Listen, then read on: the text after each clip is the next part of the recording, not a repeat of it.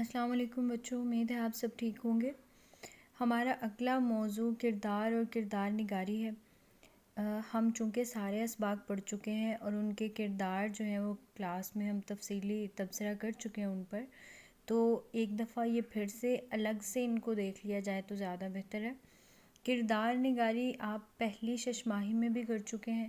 کردار نگاری میں آپ جانتے ہیں کہ جو کسی بھی کہانی، کسی بھی سبق کا مرکزی کردار ہوتا ہے، اس کے حوالے سے اس کی اسپیشیلٹیز کو، اس کی خاصیتوں کو، اس کی خامیوں اور خوبیوں کو بیان کیا جاتا ہے تفصیلی طور پر، تاکہ اس کے کردار کے حوالے سے معلوم ہو سکے۔ یہاں پر ہم شروع کرتے ہیں چوٹی کا آسیب۔ چوٹی کا آسیب ہم پڑھ چکے ہیں، پہلی دوسری ششماہی کا سب سے پہلا سبق تھا۔ تو یہاں کے جو دو بنیادی کردار ہیں جن کی وجہ سے یہ سارا حادثہ پیش آیا، یا اس کے پس منظر میں جو دو بنیادی لوگ متحرک نظر آتے ہیں، ان میں ایک شہزادہ ایڈورڈ ہے۔ اس کے حوالے سے کچھ نکات، اس کی خصوصیات، اس کی ذات کی صفات جو ہیں وہ نیچے بیان کی ہیں۔ آپ ان کو جملوں میں بڑے اچھے سے تفصیلی طور پر بیان کریں گے۔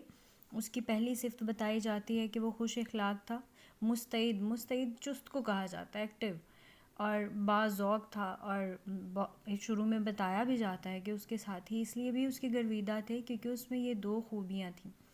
شاہی فضائیہ میں اس کی شمولیت تھی، اور اس سے پہلے وہ جنگ عظیم سے پہلے بحری فوج میں کام کر چکا تھا، اور جب دوبارہ اس کو ڈیوٹی پر بلایا گیا تاکہ اس کی خدمات حاصل کی جائیں تو وہ شاہی فضائیہ میں بلایا گیا تھا۔ آخری چیز جو ہے وہ نڈر اور بے خوف ہے۔ اب یہ جو ساری چیزیں ہیں نا، جب آپ ان کو بیان کرتے ہیں تو یہ دیکھیں، پہلی جو چیزیں تھیں، تین چیزیں ہیں، وہ صاف ویسے ہی پتہ چلتی ہیں کہ آپ یہاں پر ایک جملے کے حساب سے بھی ان کو بتا سکتے ہیں کہ اس کے سب ساتھی اس کو ان خوبیوں کی وجہ سے پسند کرتے تھے، کیونکہ وہ ان میں گھل مل جاتا تھا اور ان سے اچھے اخلاق سے پیش آتا تھا، اچھا سلوک کرتا، اچھا برتاؤ کرتا تھا۔ اب یہ جو آخری خوبی ہے نا، نڈر اور بے خوف ہونا، اب اس کے حوالے سے آپ نے سیدھا نہیں لکھ دینا کہ شہزادہ ایڈورڈ نڈر اور بے خوف تھا، بلکہ اس کا حوالہ دیں گے آپ سبق میں سے۔ اور سبق میں سے اس کا حوالہ کہاں ملتا ہے کہ جہاں پر وہ کہتے ہیں، آپ نے بہت تفصیلی بات نہیں کرنی حوالے کے طور پر، بلکہ صرف ایک جملے میں بات سمیٹنی ہے کہ انتہائی خراب موسم ہونے کے باوجود شہزادہ ایڈورڈ نے فلائٹ پر زور دیا کہ ہمیں پرواز ضرور کرنی چاہیے، یہ کوئی ایسی خطرناک بات نہیں ہے، اور یہیں سے اس کے نڈر اور بے خوف ہونے کا اندازہ ہوتا ہے۔ دوسری چیز، جہاں پر وہ پائلٹ کے، ظاہر سی بات ہے یہ گروپ کیپٹن تھا اور اس کی مشاورت کے بغیر پائلٹ کچھ نہیں کر سکتا تھا، اس لیے یہاں سے بھی یہ بات پتہ چلتی کہ ان دونوں کے مشورے کے بعد ہی یہ طے ہوا تھا کہ سمندر کو چھوڑ کر خشکی پر پرواز کی جائے۔ یہاں آپ نے اس کا ایک پیراگراف کردار نگاری کا بنانا ہے جس میں کم و بیش آپ کے 7-8 جملے ضرور ہونے چاہیے۔ یہاں دوسرا بنیادی کردار تھا گوون کا، جو پائلٹ تھا اس طیارے کا جس میں یہ سنڈرلینڈ میں سفر کر رہے تھے۔ اس کی ذات کی کچھ خصوصیات یہی ہیں کہ شاہی فضائیہ کا وہ مشاق ماہر، انتہائی ماہر پائلٹ مانا جاتا تھا، اور فاش کھلی، صاف، واضح، عیاں۔ اس نے صاف غلطی یہ کی تھی کہ اس کو پہلے سے یہ ہدایات دی گئی تھی۔ پہلی اس کی غلطی یہ تھی ان دونوں کی کہ انہوں نے خراب موسم کے باوجود جو ہے پرواز کرنے پر زور دیا، اصرار کیا۔ دوسری بڑی غلطی یہ تھی کہ پہلے سے جاری کردہ ہدایات کے باوجود کہ سمندر کے اوپر ہی رہنا ہے پرواز کرتے ہوئے، خشکی کی طرف نہیں جانا، انہوں نے یہ غلطی کی اور ان کو پتہ بھی نہیں چلا۔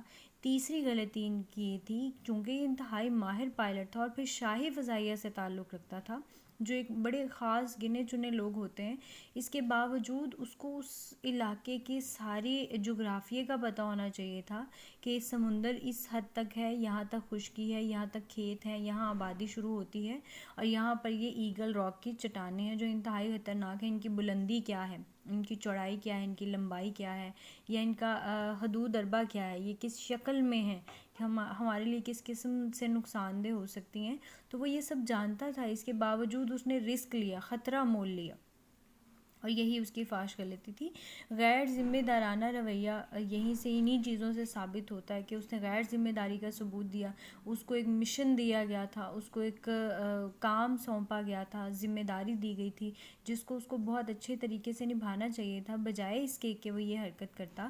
تو اس نے ان سب چیزوں کو پس پشت ڈال کے بے خوفی کا مظاہرہ کرتے ہوئے ساری ہدایات کو بھلا دیا اور وہ اس خطرے میں پھنس گیا۔ نتیجتاً کیا ہوتا ہے کہ اس غلطی کی وجہ سے بلا وجہ خطرہ مول لینے کی وجہ سے ان سب کی موت ہو جاتی ہے۔